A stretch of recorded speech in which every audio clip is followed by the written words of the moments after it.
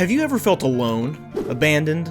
Like maybe there's someone that others see as better than you and they get all the attention? Well, let me be the first to tell you, it could be worse. Because you could be Red Dead Online. Most people who pucker their nipples at the sound of live service game usually have one or two games that make them feel that way. They're final nails in the coffin that made them go, wow, live service games suck. Or probably more accurately, the way live service games are implemented often suck. For me, that game is Red Dead Online. And one other game that I'm not gonna mention because honestly it's embarrassing that I even thought it would be decent. To understand why Red Dead Online is the forgotten stepchild of Rockstar, we're gonna have to use a little relativity and look to see what has Rockstar paid attention to instead. I've abandoned my child! Look no further than Elon Musk's least favorite cash cow, Grand Theft Auto Online. I'm sure I don't need to explain why GTA Online is considered to be successful, what, with its decade of continued live service, several years of record-breaking revenue, and hours of me breaking up car meets content. However, using GTA Online as a base point is crucial to understanding just how long of a shaft Rockstar really gave the Red Dead Online community. This might be easy to forget, but back when GTA Online started, it was pretty bare bones too. Players mostly had to rely on PvP stuff and the sort of make-your-own-fun style of game design that made Sea of Thieves so popular at launch. But forget about that, I'm sure GTA 6 will be loaded at launch. We'll see how well that ages, I guess.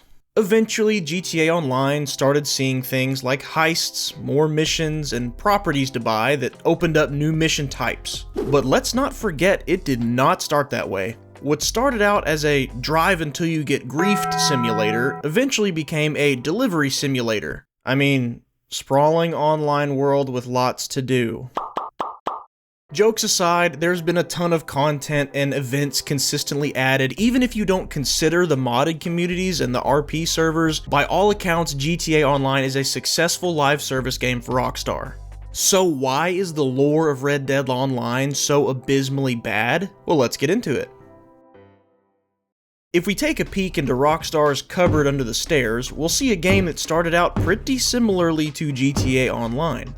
A record-breaking video game with only a single-player campaign to offer at launch, it broke sales records and had people chomping at the bit for its online counterpart. Except this time, players had 5 years of GTA Online live service to look back on, and understandably assumed that Rockstar knew what they were doing and could only get better going forward. Let 'em cook. The Red Dead Online beta drops, and very much like GTA Online's launch, people take to the message boards with cries of, "This is boring," and "There is nothing to do here."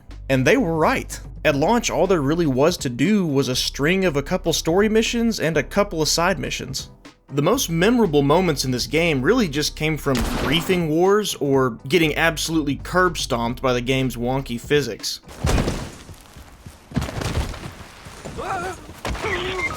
But never fear, cowpokes, Rockstar has shown us just how big its games can get. Pretty soon we'll all be robbing banks and robbing trains together. Let's all buy some gold bars, shall we? GTA 5 had a campaign that was about robbing people too, and eventually they added that into online. Let them cook.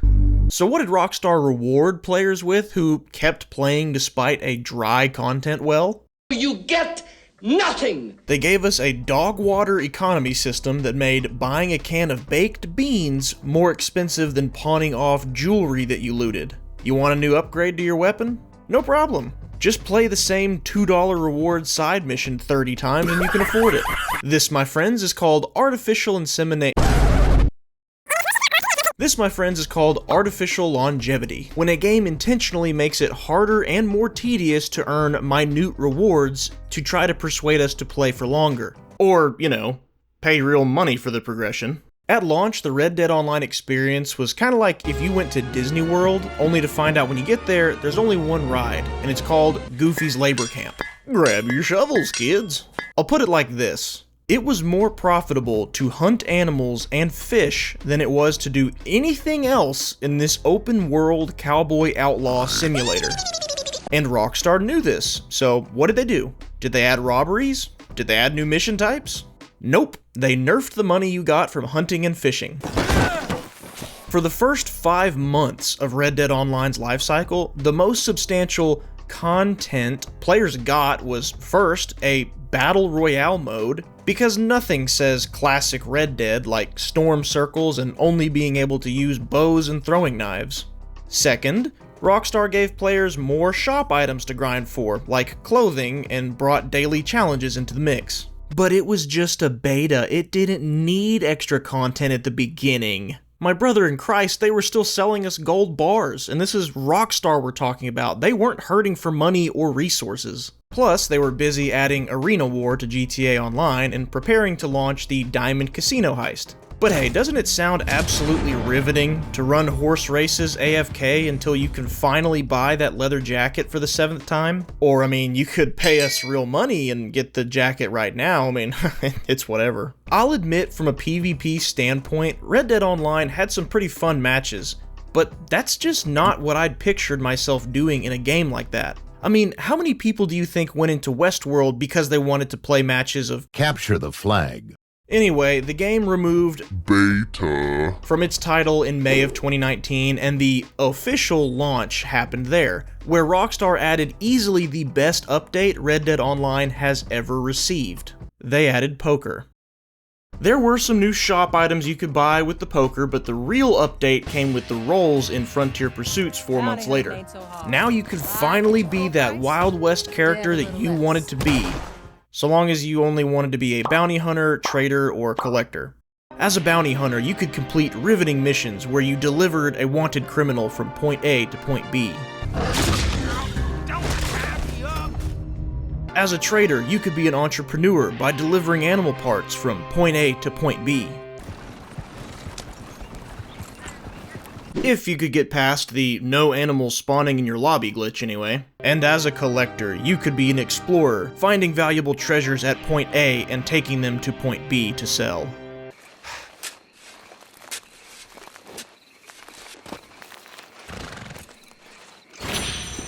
More delivery simulator stuff, yes, but at least now there was some variety to it. More than anything though, this update gave players something that Red Dead Online had been sorely lacking: something to work toward. You gotta remember, this wasn't GTA, so no rocket launchers, Lambos, or high-rise apartments to save up money for. It's not that Red Dead needed wacky weapons and stuff to keep people playing, but just objectively, if you're wanting to stay realistic to the Wild West aesthetic, there's just less exciting types of earnable stuff you could put in the game. Still waiting for my saddle-mounted flamethrower turret though. Maybe someday. You could only buy so many leather jackets, boots, or metal engravings on your guns until it was finally just like, why am I still doing this again? Frontier Pursuits actually felt like Rockstar was trying to deliver on the promise of a game like this, you know, the be who you want to be in this world type of game. It was easily the most optimistic time to be in the Red Dead Online community, and all Rockstar had to do was keep adding more roles like this. Or just keep giving us valuable stuff to work towards and all would be well. Later that year, in December of 2019, they followed it up with my personal favorite update, the Moonshiners. Effectively a vanilla version of GTA's After Hours nightclub update from 2018. You could passively earn money, hang out in a speakeasy, play through some new story missions, and slap your drinking buddies into submission. And yes, deliver shipments of moonshine from point A to point B. I mean, okay, we're on a roll here. It's easier to make money now, there's 4 roles to choose from, and we've got battle passes now, or excuse me, outlaw passes. So began Red Dead Online's content drop rotation of every 6 months, which wasn't bad, but almost none of the community's most requested features were in the game. Can I rob a bank outside of just a story mission for a larger payout? No. Can I be a literal cowboy and work on a ranch? No. Can my posse contribute to a camp ledger like in the single player? I don't think so. Can I purchase property or build property? Neither. But hey, you can upgrade your tent. Turn that off. You don't get to play that song. But oh hey, look, a train. Alright, time to go full Vanderlyn gang on these greedy capitalists. Alright everyone, this is a robbery. Put your hands where I can— oh, no passengers? Weird, I figured they'd just pull the passenger robbery mechanics from single player into online. No matter, I'm sure they've got some sweet delicious loot I can take back to camp on here. Gotta get it quick before the law shows up though. Alright, let's see what we got here. No, no, no. Where's the loot? Where's the law? Fine, you know what? I came here to steal something. I'm stealing this train.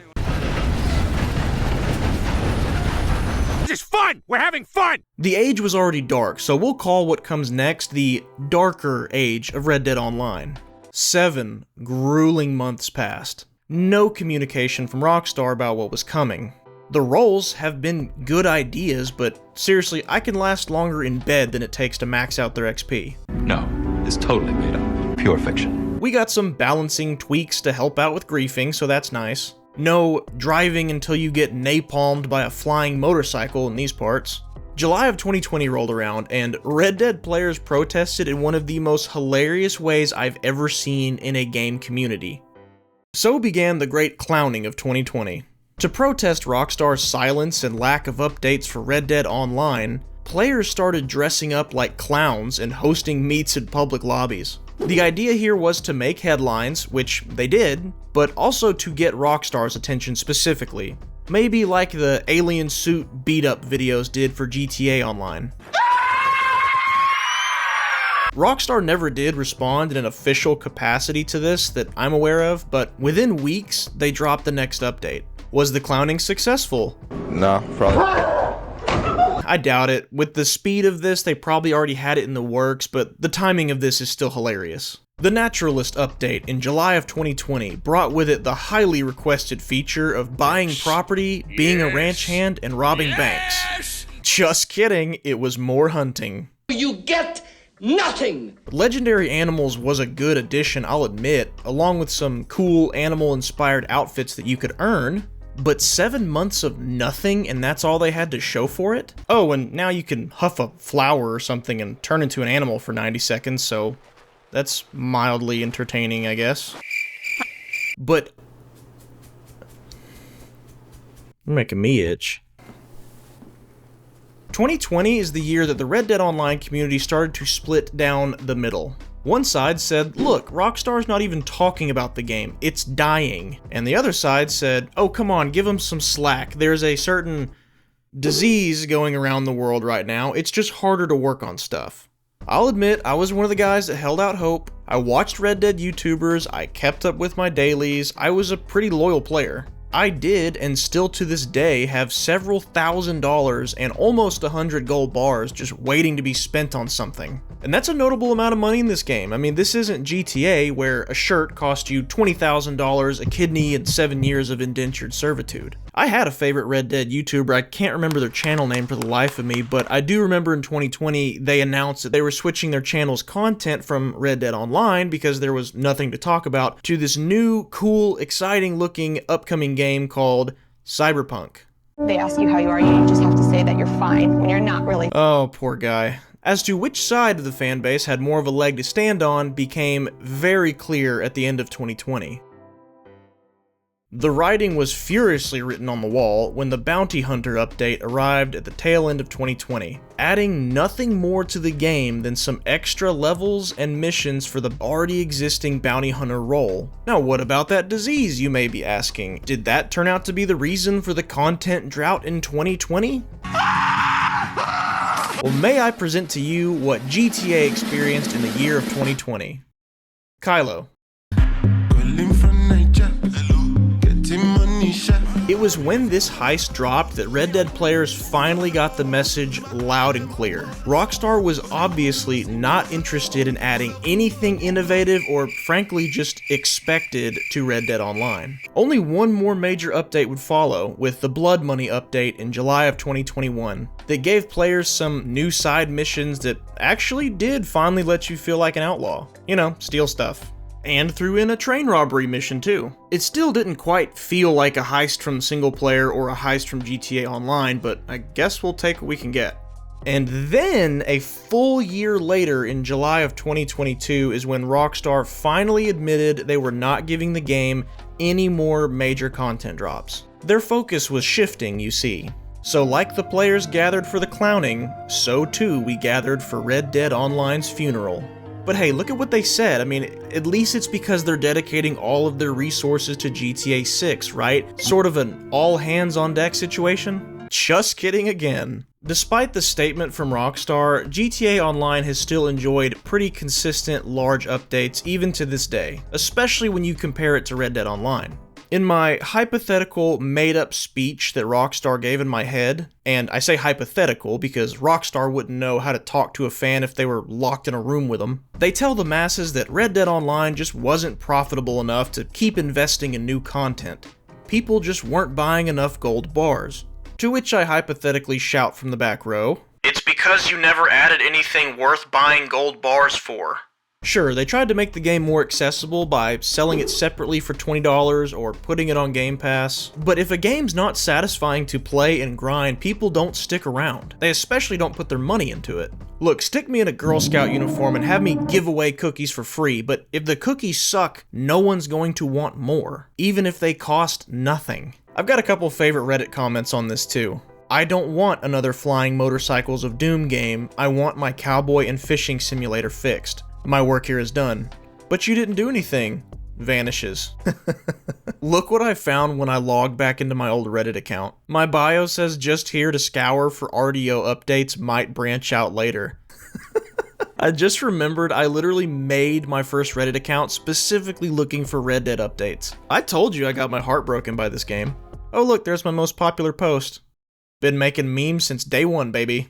So, because of Red Dead Online, we learned that a Rockstar game can be the top-selling entertainment product of all time at launch, enjoy glowing reviews, and have a dedicated fan base who tolerate content droughts for way longer than they should. But if it doesn't say Grand Theft Auto on the box, don't expect it to amount to anything more than being tossed away into the corner of Rockstar's garage like the muddy old shoes they are. Or at the very least, even if it does say GTA, launch with little to no content. Except GTA 6 Online, of course. I'm sure that will be stacked on day one. Red Dead Online probably wouldn't have felt like such a sucker punch to the trachea if GTA Online didn't exist and Red Dead single player didn't exist. But because they do, we know exactly what a Rockstar live service game looks like when it's actually supported, and we know what an immersive cowboy outlaw sim looks like.